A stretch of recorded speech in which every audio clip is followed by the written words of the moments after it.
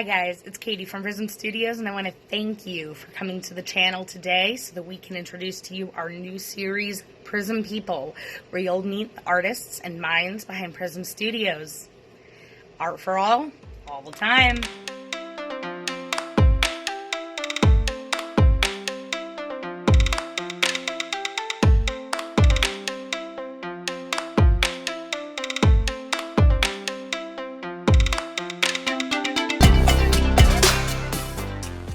My great-grandmother taught me so much. She was a phenomenal oil painter. I learned so much from my great-grandmother. It was funny, one of the things we talked about tonight was what was one of your first experiences with art. And I was always steeped in it because of her. There was this painting at my grandparents' house. As big as this wall, it really was. I could stretch my arms out and they're not long, but I could stretch them all the way out and I still wouldn't reach the ends of this painting. It was a few feet tall and it was our family history, all painted in a landscape in oils. And it was this buttery, smooth, beautiful, like the oil painters that I saw in books. But it was my family, and it was where it came from. And it was my grandparents' house. I could point into this painting, and there's the plane that my grandpa flew when he was younger, and this is my grandparents' house that my dad helped build when he was a teenager. This is the house that my grandmother grew up in, and the one my grandfather grew up in. And here's the boat we came to North America on.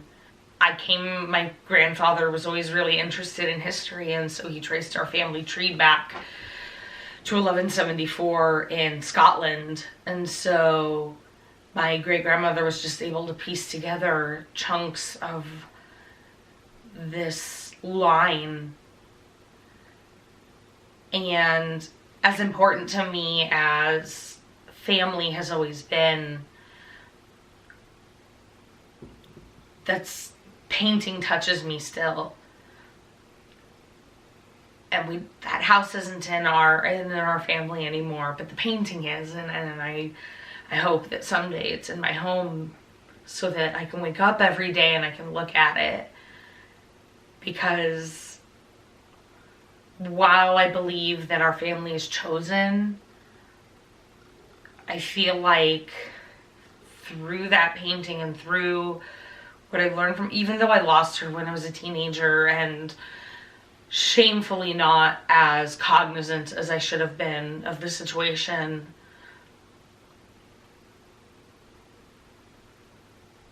she changed me.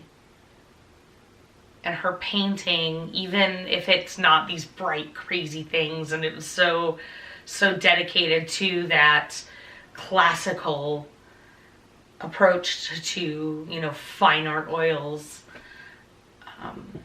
changed me. And did it in a way that everything I did was great. Everything was great because I was happy doing it, and I was just basking in the art. When I was in high school, Dr. Karen Cummings, we spoke about her tonight in an interview, actually. She was finishing her dissertation right before I graduated, and her dissertation, from what I recall, and I really want to reach out to her because I miss her a lot, and she changed. If it weren't for her, I wouldn't be able to do this, because her focus when we made art was what it made us feel. Why am I creating what I'm creating? What am I trying to say? What story am I trying to tell? And there were fundamentals included. But those were tools, not rules. And if you could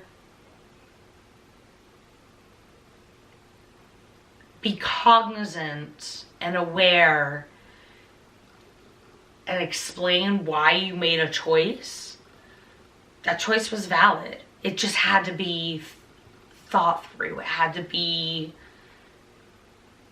intentional. And that's why I believe, like, when I went to college, it was so hard, because it was all about technique. And I remember one of my teachers said, you know, you don't major in art in college to make art for yourself. And maybe that's true. And maybe in his world that's true, and I can respect that, but I did. I would have loved to have made a career out of it, and for a long time that wasn't a reality, but that didn't mean I wasn't going to learn. But it was such an inhospitable environment, and it was so competitive, and it was such, in my experience, you know, and that's not everybody's experience. Some people have amazing experiences, and even I still take to heart what I learned in those 2 drawing classes. But they're tools, not rules.